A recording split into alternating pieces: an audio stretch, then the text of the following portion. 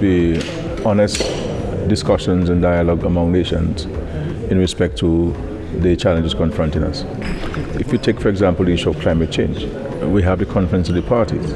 It is a mechanism that was created by the United Nations to discuss the issue of global warming and climate change and to define solutions to this challenge. We've had many occasions of meeting at the Conference of the Parties, the decisions made, but the reality is there is a situation where the global north shows empathy on issues confronting the global south, but are not prepared to take the actions that are required to address the issue. And so it's important for us in the global south to recognize that and for there to be greater collaboration and greater unism in respect to us arriving at what is the real solution to our challenges. And so we have to address the issue of injustice and the delay of implementing measures towards addressing the challenges that we face as a global community.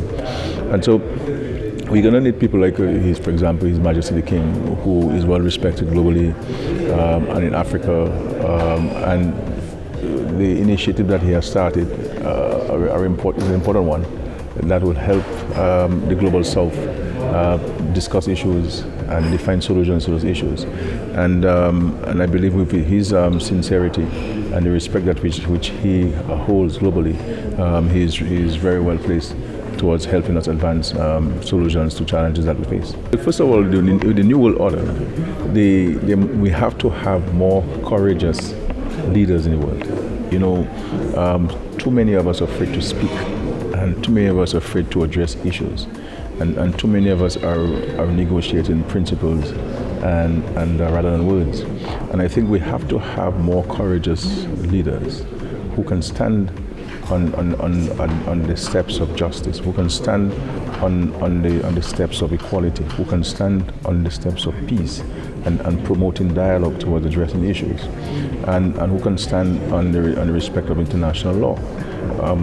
This is what we need, and we have to have leaders who look more outwardly and not within, because nationalism is not going to address the challenges, because the issues which confront one country affects another, and so you cannot do it alone, no matter how much resources that you have, because sometimes it's not your action that's causing the problem, it is somebody else's action. And how do we get us to work and have the synergies towards addressing the issues which confront us?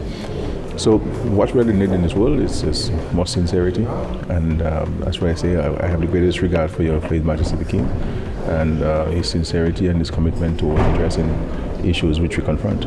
First of all, I want to thank the organizers of this conference. I want to also thank the government of the Kingdom of Morocco, particularly the King, for having us here. The arrangements have been excellent so far. As you know, Africa and the Caribbean share a common history. Africans were forcibly taken from Africa and sent to our region to work as slaves on the plantation. These slaves cultivated sugar and other crops and created wealth for Europe. When the slaves were freed, the plantation owners were paid, I think, $20 million pounds. At that time, that was a lot of money. Now, we are asking for reparations for slavery, which was in effect a genocide against people from African descent. And we cannot get discussions on the way, reparations, and that hasn't happened. Even at the last Heads of Government conference in Samoa, these negotiations reached deadlock. So the playing field has not been level. We see South getting together, particularly Africa, the region that share a common history. We see benefiting both countries, both regions, both the people of Africa that live in larger countries and the people of the Caribbean. We can share technology, we can share knowledge, we can have trade amongst ourselves, but we need to have transportation links. And I think what's the most important is to develop transportation links, because it's 5 hours from some parts of Africa to our country. If whether once you can develop these links, we can trade. We can trade the goods that are produced in Africa, and we can also trade knowledge. So I see a great future, and the country or the kingdom of Morocco is leading in that respect. Your King Mohammed is a primary functionary, is a primary person in creating that unity between Morocco and the region, particularly St. Lucia. In St. Lucia, we are on the verge of having an education revolution, where we want to have one university graduate per household.